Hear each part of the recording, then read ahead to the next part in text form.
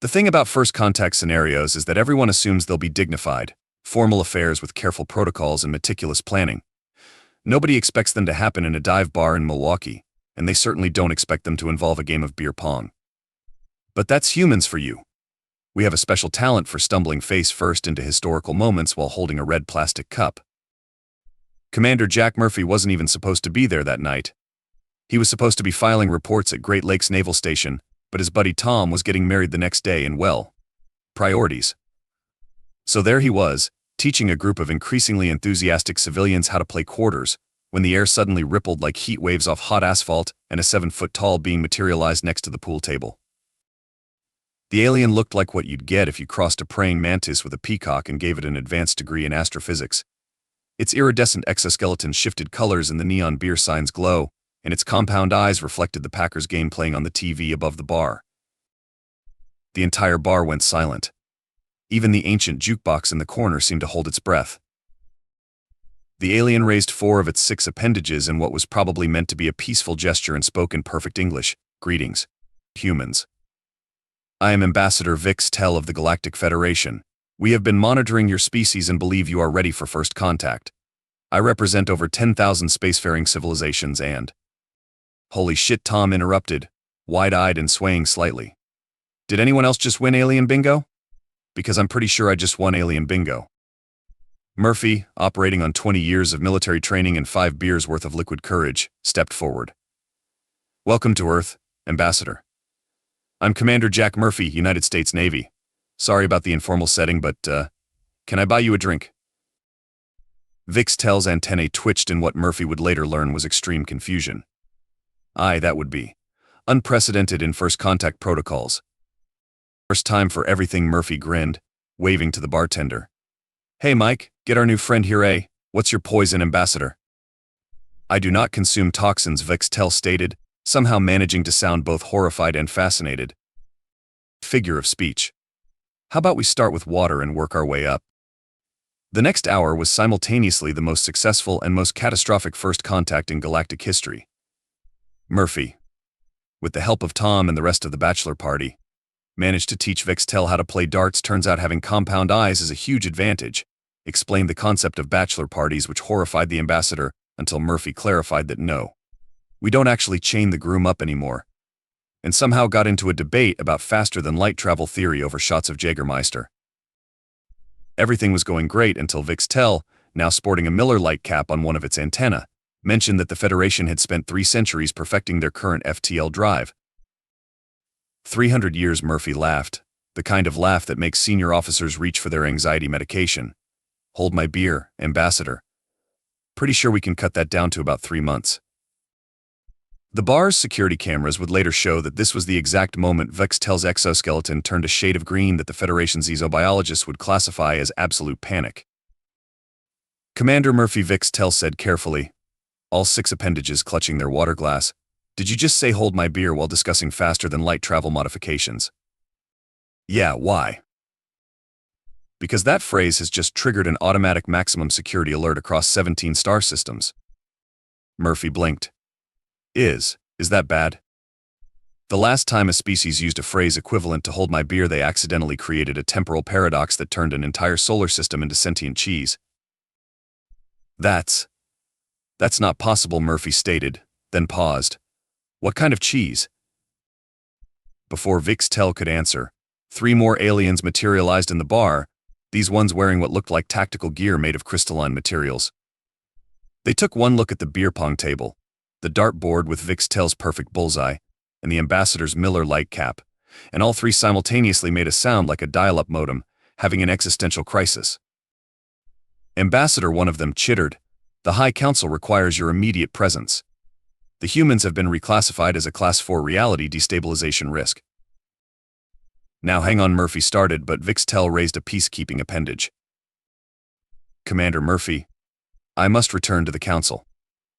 But first, the ambassador turned to Mike the bartender. I require one of those shots of Jaeger for the road.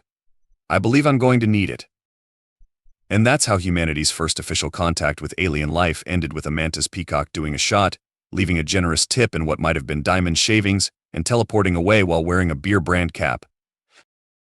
Tom, who had been unusually quiet for the past few minutes, finally spoke up. So, should we put first contact or alien bingo victory on the wedding cake? 3 weeks after the Milwaukee incident, as it was now being called in classified documents, Commander Murphy found himself sitting in a hastily converted conference room at Great Lakes Naval Station, staring at a holographic presentation about the newly formed Human-Alien Relations Team HART. Someone, probably with too much time and access to graphic design software, had created a logo featuring a heart with antenna. "This is ridiculous," declared Dr. Emma Boom Boom Rodriguez, not looking up from what appeared to be a game of Candy Crush on her tablet. "I'm a quantum physicist, not a diplomat. I blow things up in controlled environments for science, sometimes even on purpose." Murphy had worked with Dr. Rodriguez before. She had a genius-level IQ, 3 PhDs, and the attention span of a caffeinated squirrel. She'd once solved a complex theorem about particle entanglement on the back of a pizza box while half asleep, then used the same box to calculate the optimal trajectory for launching water balloons at the physics department's rival lab. "That's exactly why you're here," Murphy explained. "The Federation is convinced we're going to accidentally discover something revolutionary and blow ourselves up in the process. They want their best people watching us to prevent that. So they sent me," came a nervous voice from the corner. "Officer K. Rax, their assigned alien liaison, looked like what would happen if you gave anxiety a physical form, and then covered it in blue scales. His species apparently expressed stress through color changes, and he'd been cycling through various shades of blue since arriving on Earth." "You're the only one who volunteered," Murphy admitted. "Correction, I was the only one who didn't run away fast enough during the assignment meeting." K. Rax's scales shifted to a deeper blue. "The others saw the video from the bar. Did you know you broke 16 different first contact protocols in the first 5 minutes alone? That's a record." "Speaking of records," Dr. Rodriguez interrupted, still focused on her game, "the coffee machine in the break room is broken. It's just making this weird humming noise and occasionally spitting out what I think might be alternate timeline versions of coffee." Murphy frowned. "What do you mean, alternate timeline versions?" "Well, I got a cup this morning that tasted like coffee, but apparently in that version, Colombia never started growing coffee beans, and instead the world's primary coffee supply comes from Scotland." "It was. Interesting. Pretty sure it was aged in whiskey barrels." K. Rax's scales went almost white. "You're saying the coffee machine is generating temporal variants of beverages? That's, I need to file a report. Several reports. All the reports." "Nah. I'll just take a look at it," Rodriguez said, finally putting down her tablet. "Can't be worse than the particle accelerator I fixed with duct tape and paper clips last year." "You did what with a particle accelerator?" K. Rax's voice had reached a pitch usually only achievable by anxious dolphins. But Rodriguez was already heading for the break room, humming what sounded suspiciously like "She blinded me with science." Murphy and K. Rax followed, one out of curiosity and the other out of what appeared to be sheer terror. The coffee machine did indeed sound wrong. It was emitting a low hum that seemed to make the air around it wobble, and there was a faint smell of bananas, despite no bananas being present in the building. "Right," Rodriguez said, pulling a screwdriver from one lab coat pocket and what appeared to be a candy bar from another. "Let's see what we've got here. K. Rax, can you tell me what this light pattern reminds you of?" The alien reluctantly moved closer, his scales now a delicate shade of periwinkle. "It looks somewhat like the phase variance in our FTL drives, but that's impossible." He stopped, mandibles clicking rapidly. "Dr. Rodriguez, are you suggesting that this cheap coffee maker is somehow generating a localized faster-than-light field?" "Yep, pretty sure someone spilled quantum espresso in it. Hold my coffee." She handed her mug to Murphy and dove into the machine's inner workings. K. Rax made a sound like a modem having hiccups. "Commander Murphy," she just said. I know. Hold my coffee probably just triggered another 17 system alerts. 23, actually. And a lockdown of the Federation's Temporal Research Division." Murphy sighed. "Should we stop her?" They both looked at Rodriguez, who was now halfway inside the coffee maker, muttering about tachyons and proper coffee grind consistency. "I mean," Murphy continued, "what's the worst that could happen?" K. Rax's scale cycled through at least 6 different shades of blue. The last time someone asked that question in relation to human engineering, an entire space station gained sentience and decided to become a stand-up comedian. Was it any good? Its puns caused 3 diplomatic incidents. Before K. Rax could elaborate on the dangers of artificial intelligence doing open mic nights, Rodriguez emerged from the coffee maker with a triumphant hey. Her lab coat was covered in coffee grounds, and she was holding what looked like a modified circuit board. Fixed it. Also, I think I just invented FTL 2.0. The secret was in the pressure distribution system. Who knew? She grabbed her coffee mug back from Murphy and took a sip. Oh, and this reality's coffee definitely tastes better. Good thing too, because I think I just collapsed all the alternative coffee timelines into this one. Scotland says you're welcome, by the way.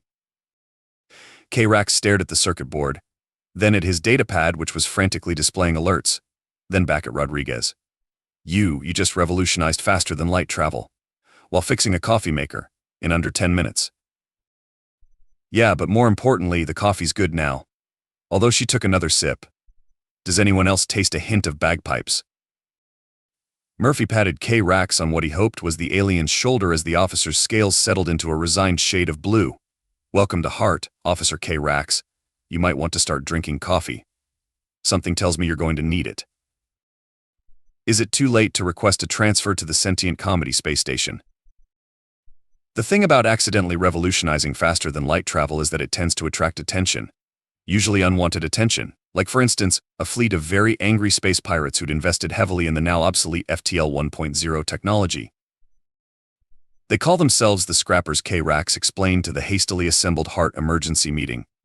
His scales had achieved a new shade of blue that the team had started calling impending doom indigo.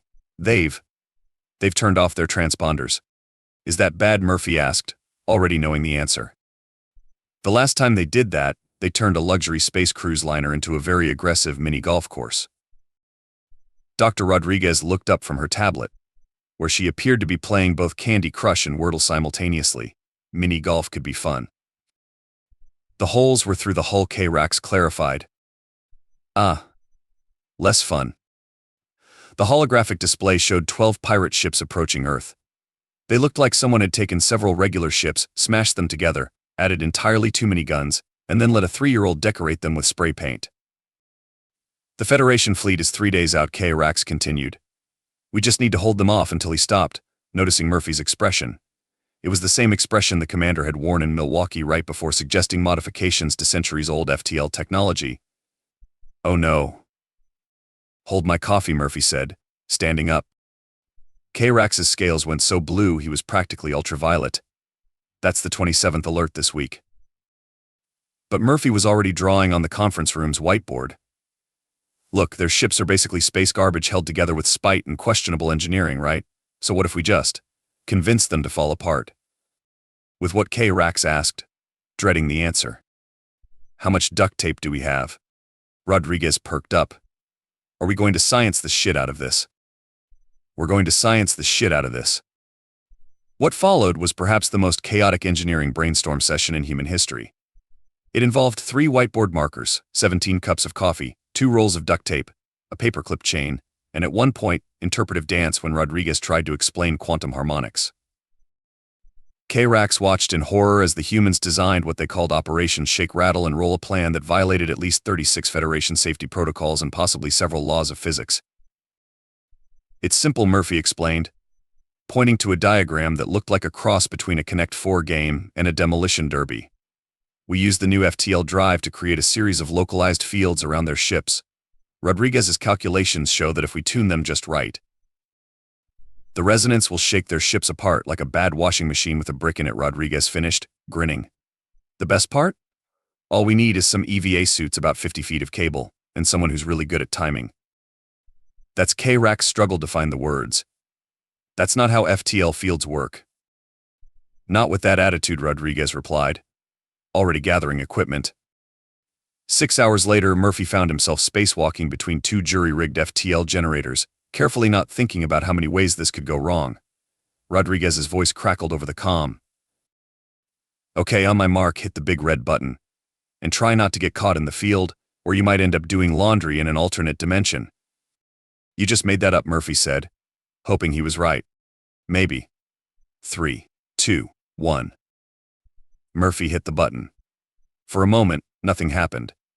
Then the space around the pirate fleet began to ripple like a pond in an earthquake. The ship started to vibrate, slowly at first, then with increasing intensity. It's working, Rodriguez shouted. The harmonics are perfect. There. Oh wow. What? What's happening?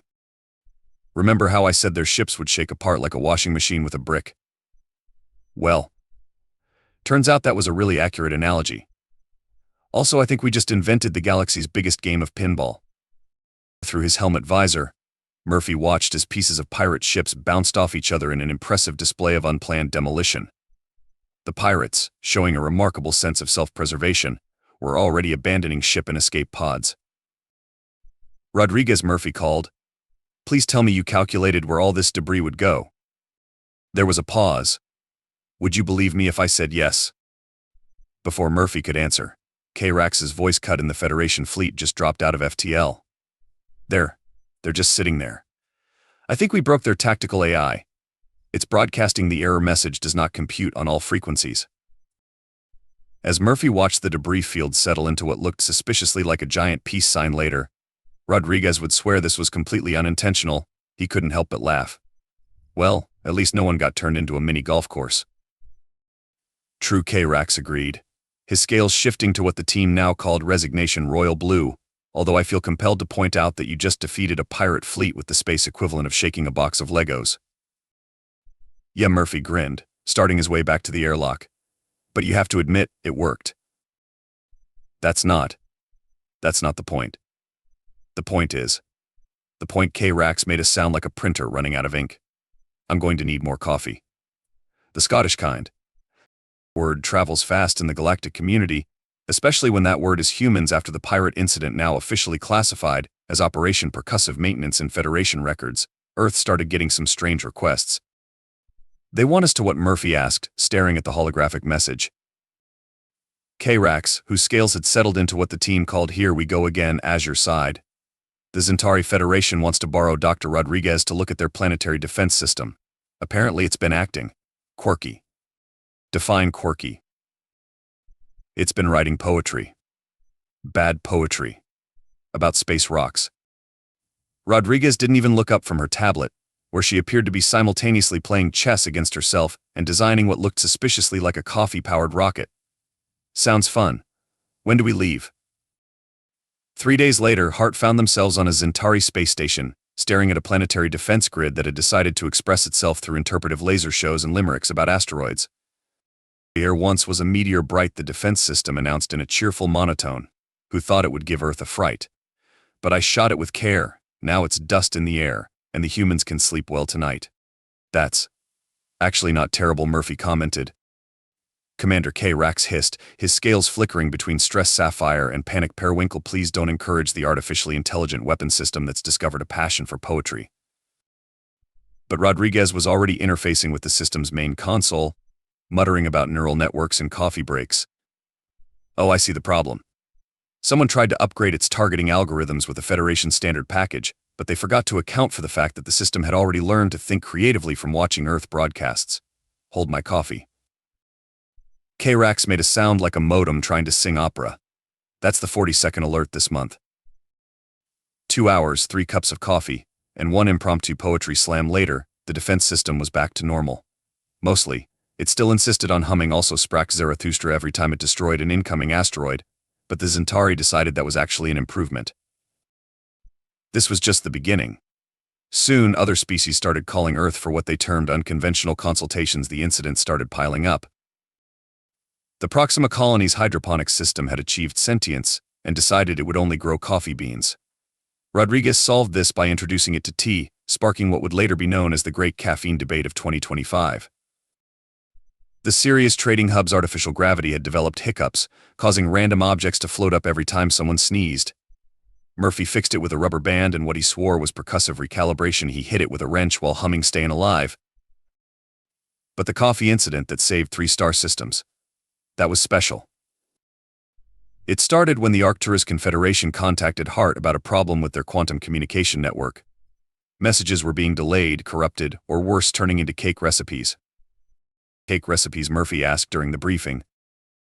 Yes, K-Rax confirmed, his scales a delicate shade of why is this my life blue. Very good ones, apparently. The Arcturus Minister of Defense tried one last week, said it was the best quantum chocolate cake he'd ever had. Rodriguez, who had been unusually quiet, suddenly sat up straight. Wait, Show me those recipes again. What followed was a 4-hour explanation that involved quantum entanglement, coffee cup ring stains used as impromptu Venn diagrams, and Rodriguez repeatedly yelling Eureka in different languages. The cake recipes aren't a bug, she finally declared. They're a warning. The network's trying to tell us that the local space-time fabric is starting to look like a Swiss cheese thanks to all the different FTL systems everyone's using, but since it couldn't directly process that information, it defaulted to something it could understand: recipes with holes in them. So, the quantum network turned itself into a cosmic pastry chef to warn us about the imminent collapse of space-time, K-Rax asked, his scales turning metaphysical crisis mauve. Exactly. And I know how to fix it. We just need to adapt the coffee maker's pressure distribution system to work on a quantum level. Hold my coffee. K-Rax didn't even bother counting the alerts anymore. The solution involved reprogramming the entire quantum network using coffee brewing algorithms, effectively turning it into the galaxy's biggest espresso machine. It worked perfectly, stabilized the local space-time, and had the side effect of giving everyone in 3-star systems a sudden, inexplicable craving for cappuccino. As they headed back to Earth, K-Rax reviewed his latest report to the Federation Council. How do you explain that humans had just saved a significant portion of the galaxy using coffee maker technology? You know, Murphy said, watching Rodriguez teach the ship's AI to play jazz with its warning beeps, I think we're getting pretty good at this. K-Rax's scales shifted to what might have been acceptance aquamarine. That's what worries me, Commander. That's what worries me. It was inevitable, really. You can't keep solving galactic crises with duct tape and coffee-based physics without eventually running into something big. Really big. Like threat to the fabric of reality big. They called themselves the Void Collective, which Murphy thought was a bit on the nose. They emerged from a previously unknown region of space in ships that looked like someone had weaponized darkness itself. Well, Rodriguez said, staring at the holographic display of the Void Fleet, they seemed cheerful. K-Rax's scales had gone a shade of blue so deep it was practically black. This is beyond serious. The Void Collective isn't just attacking our space, they're erasing it, converting matter into nothing, Rodriguez finished, for once not playing any games on her tablet. They're turning reality into null space. It's like they're running a cosmic delete function. The Federation's greatest minds had been working on the problem for weeks.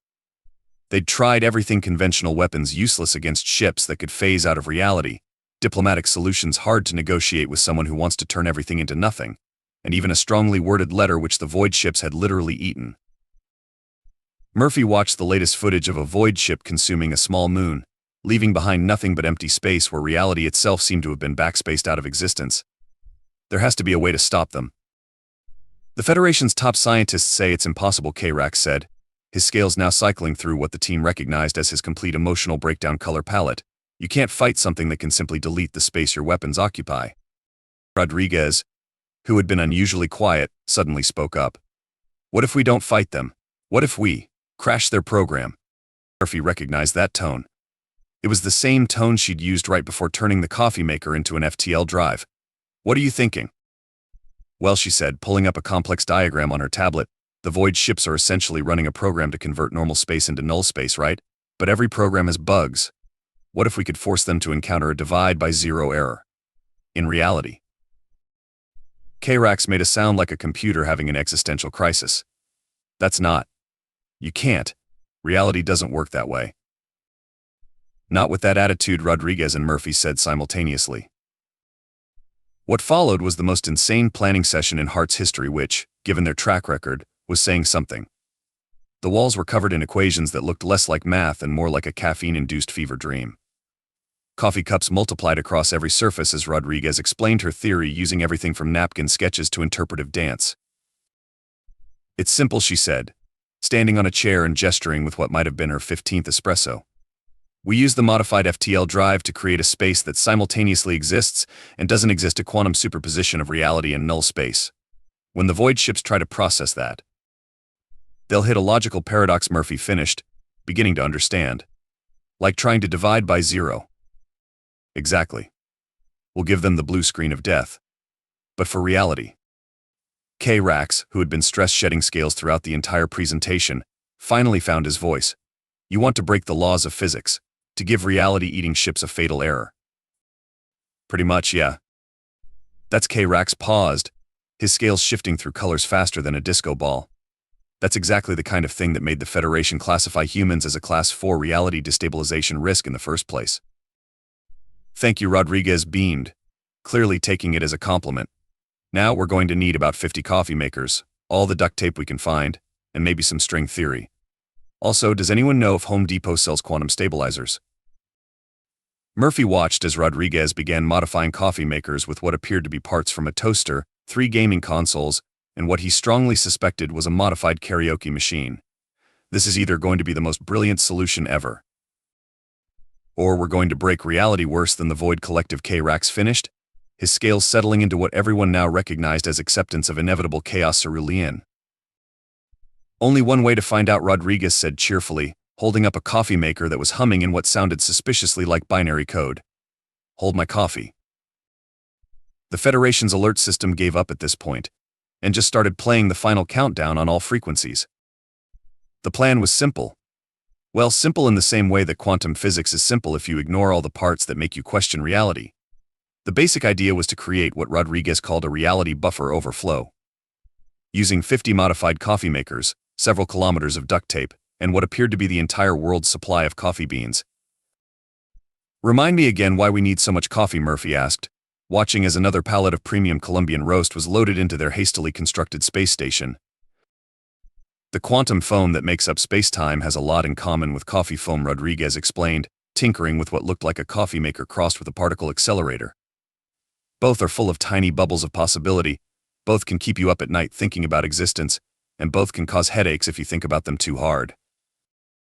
K-Rax, whose scales had settled into a resigned shade of watching humanity break physics again blue, was updating the Federation Council. Yes, we're about to attempt to crash reality like an old computer.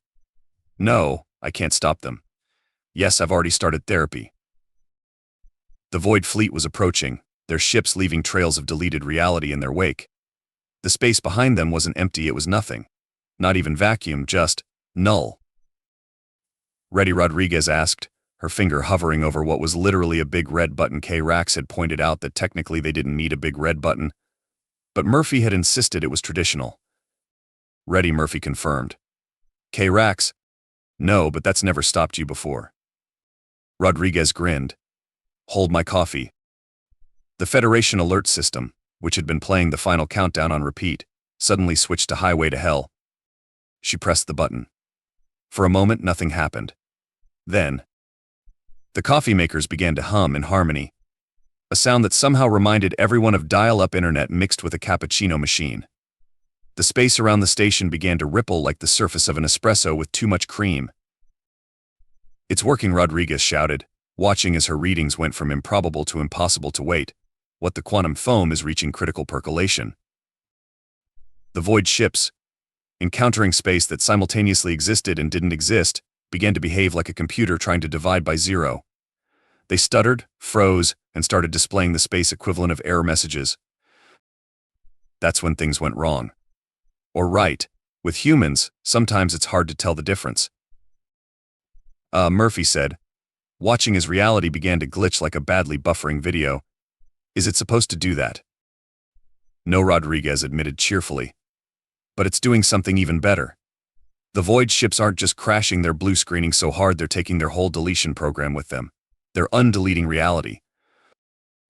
Where the void ships had erased existence, space was starting to come back, but not quite the same as before. The restored areas looked like reality as imagined by someone who'd had way too much coffee and had only seen space through Instagram filters. The restored space is different, K-Rax observed, his scales shifting to scientific fascination. Fuchsia despite himself. Are those stars shaped like coffee beans? Yeah, Rodriguez nodded. Turns out when you restore reality using coffee makers, it comes back a bit caffeinated. The Void Fleet, faced with space that refused to follow any logical rules, did the only sensible thing. They retreated, leaving behind a trail of partially restored, coffee-themed reality. Back at Federation headquarters, the Council was having what K-Rax described as a collective aneurysm. Humans had just defeated an unstoppable enemy by breaking physics so badly that reality itself had to reboot, and they'd done it with coffee makers and duct tape. The official classification of humanity was updated from Class 4 reality destabilization risk to chaotic good approach with caution and coffee. New galactic protocols were established. If humans say hold my beer or coffee, immediately evacuate to a safe distance. Keep all coffee makers away from quantum physics experiments. Stock all diplomatic stations with duct tape, just in case.